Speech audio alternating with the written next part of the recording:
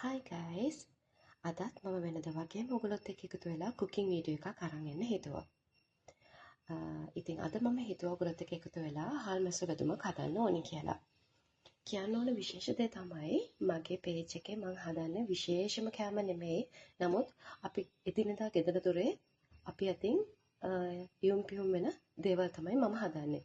ඉතින් මේක කෙනෙකුට ලොකු අලුත් අත්දැකීමක් නොවෙන්න පුළුවන්. නමුත් අලුතෙන් යොම් පියුම් කරන කෙනෙකුට මගේ වීඩියෝ වලින් යම් ප්‍රයෝජනයක් ඇති වෙයි කියලා මම හිතනවා.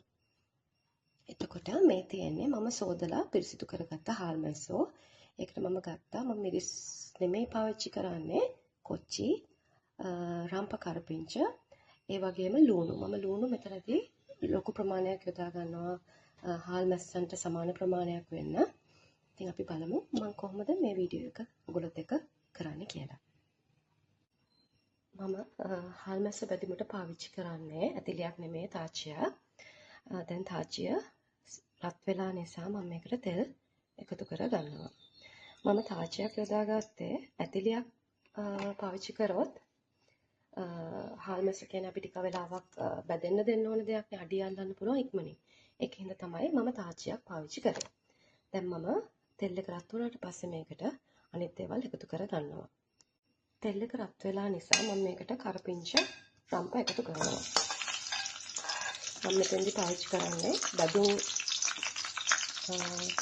වර්ග හදනකොට පාවිච්චි කරන හැන්දක්.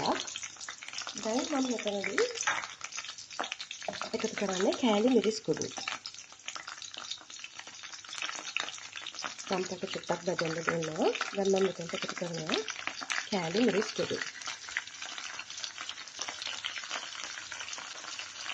ඒකම එකතු කරනවා අපි මස් වලටම යොදා ගන්න මිරිස් කුඩු පවුඩර් එක.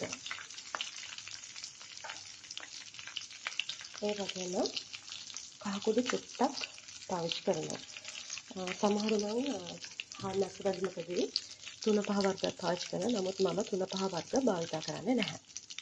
මේක චුට්ටක් බැදෙන්න දෙනවා. දැන් මම මෙතනදී එකතු කරනවා හාල් මැස්සෝ ටික.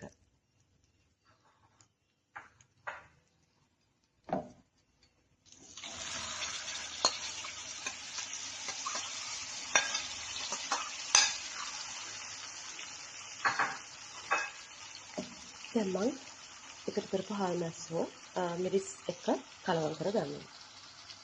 හාල් මැස්සෝ ටික මේ විදිහට කලවම් කරගත්තට පස්සේ මම මේකට එකතු කරනවා කොච්චි කපාගත්ත ලුණු ටිකයි.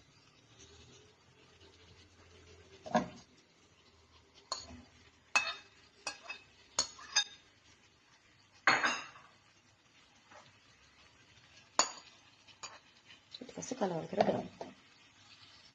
මේ විදිහට දැන් මම කලවම් කරගෙන තියෙන්නේ. මම දැන් මේක මද ගින්දරේ අඩු ගින්දරේ තෙලෙන් බැදෙන්න ගන්නවා හාල් මැස්ස ටික.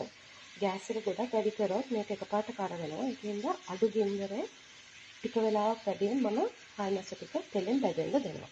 අපි බලමු ටික වෙලාවක් ගියාට පස්සේ හාල් මැස්සට මොනවද වෙන්නේ කියලා.